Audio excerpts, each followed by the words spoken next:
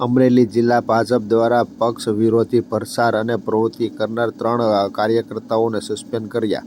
ઉપપ્રમુખ જિલ્લા યુવા ભાજપના હિરેનપાડા, પૂર્વ ભાજપના નગરસેવક કલ્પેશ મેતલિયા અને ભાજપના સક્રિય કાર્યકર્તા હરેશ ગોહિલને સસ્પેન્ડ કરવામાં આવ્યા.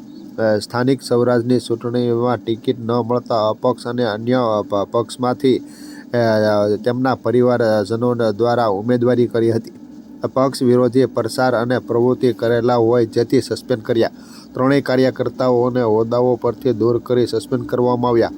સસ્પેન્ડ કરતા ખળભળાટ મચી જવા પામ્યો.